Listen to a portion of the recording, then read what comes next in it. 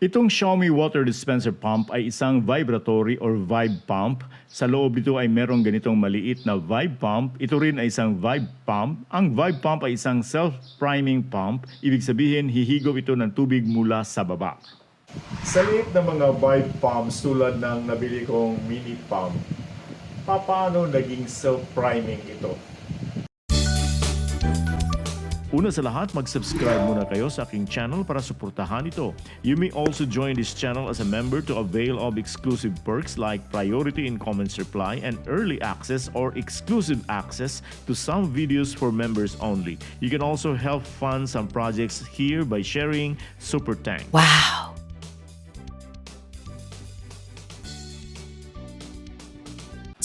Sa previous video nito, sinabi ko, hindi lahat ng mga maliliit na pumps ay makahigop ng tubig mula sa baba.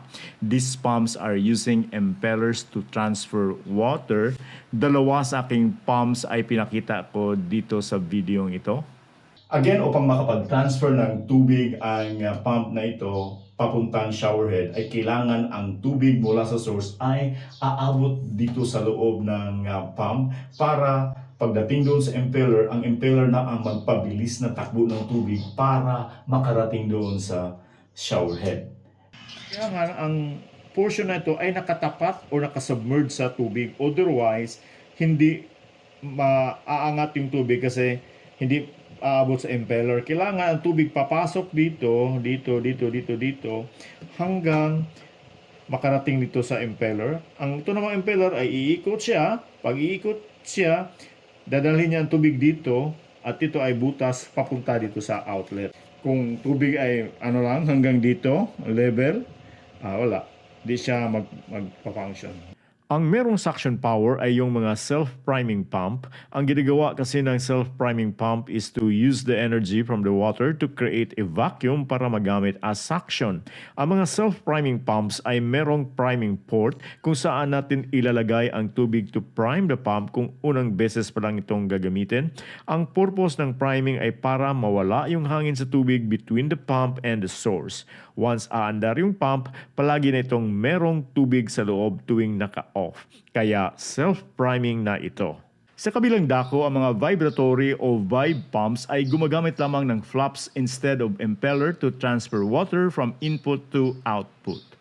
Sa bilis ng kanyang flapping, abot ng 3.5 liters per minute kagaya nito based sa kanyang specs ang mapalabas na tubig o maximum flow rate. Itong mas malaki ay mas maraming tubig ang mapalabas. Again, paano naging self-priming ang mga vibe pumps?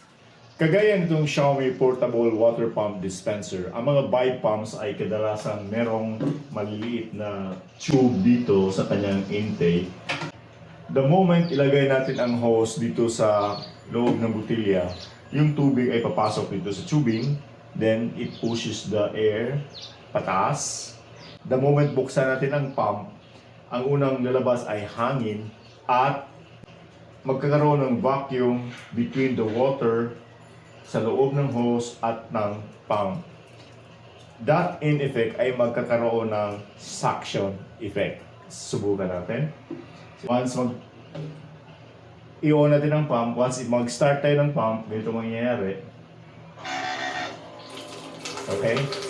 So initially, hangin siya ang lumabas, then susunod yung tubig again, di ba? Kaka-repair ko lang itong Xiaomi Portable Water Pump Dispenser. Panoorin natin yung portion ng aking ginawang pag-repair. Sabi ng Xiaomi, mula sa tube na nakabaon doon sa ating butilya sa tubig, diretso tubig dito, then dadaan dito sa tube niya papuntang spout. Sabi ng Xiaomi, walang tangke sa loob na pupunduhan ng tubig. Pero actually, merong kunti. Ito siya. This one, dito, maliit siya na tangke na dadaanan ng tubig because this is a self-priming pump. Kaya meron siyang kunting tangke para makakreate siya ng vacuum, para makapag-suction siya ang pump ng tubig. Yan ang purpose niyan. Hindi pwede na pump diretso, then yung hose Kasi itong isang butas dito, ito ay galing ito sa pump, nag-i-exert siya ng hangin. Dito na sa kabila ay ang connection dito sa hose. Okay? So yan ang purpose niyan. So kaya meron pa rin siyang maliit na tangke, maliit lang. So ito na siya ngayon, gagamitin ko. Okay. Oh. May tubig dito. Aha. That proves na hindi totoo yung sinabi ng Xiaomi na mula rito sa kanyang hose ay diretso-diretso na ang hose hanggang dito sa kanyang spout. So tulad na pinakita ko kanina, meron siyang maliit na tangke for self-priming purposes. Now, ang nangyari kasi hindi ko nasara na masyado itong cover niya dito sa kanyang, meron siyang cover dito sa kanyang small tank. Meron siyang gasket, so hindi ko maayos na nalagay, so kaya nag-leak siya. So tingnan natin, subukan natin ito ngayon. Nag-charge siya ngayon. Try natin. Okay. It's good. See? Ang ganitong demand pump na isa ring vibe pump ay meron ditong maliit na storage, this portion here. Habang yung mga malalaki tulad ng booster pump sa labas ng aking bahay ay medyo malaki rin ang kanyang tank na tinatawag na priming chamber. Susubukan ko to dito sa water pumping area. Kailangan ito ng 12 volt power supply. Maximum current to is 2 amperes at 160 pesos only. Wala itong kasama power adapter, pero meron naman akong power adapter dito na 12 volts at 1.5 amperes. So, try natin. Then, based on specs niya, kaya niyang maghigop ng tubig up to 1.5 meters vertical. So, punta tayo ako hanggang dito sa akin ang haba ng kanyang mahihigop mula dito sa baba hanggang dito sa kanyang pump. Susubukan muna natin dito sa bucket, meron itong tubig, then papalabasin na natin dito sa kanyang outlet.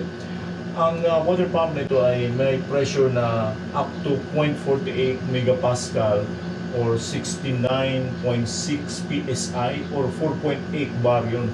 So, kung tutusin, medyo malakas siya. So, try natin.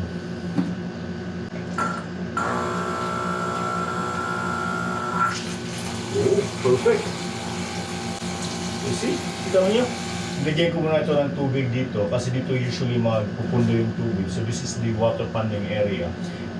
Kung manotice yung merong white na circle dito na round, this is the Aqara water leak sensor. So just in case meron siyang ma-detect na tubig sa pamagitan ng ganyang dalawang probes dito, mag-alarm ang aking phone at automatically, under to ang pump kasi kinoconnect to ito. Sinaksak ko ang adapter nito sa isang smart plug. Once mag-dry up yung area na yan, nandyan ang water leak sensor or water flooding sensor. Once mag-dry up yung area na yan, magsisignal yung sensor to the plug na, oh, wala na akong tubig dito. Okay na. O, shut down na. So, mag-o-off yung smart plug at mag-o-off yung motor natin. So you see that nagka-travel yung tubig papunta doon sa pump. So it's functioning. Then makikita mo naman dito, there's movement sa water. Okay? So hinhigop talaga niya. Very good. Medyo mas solve na ang problema ko dito. I have a discussion about the Aqara water leak sensor in this previous video. Para sa katanungan, please comment below. Salamat, bye!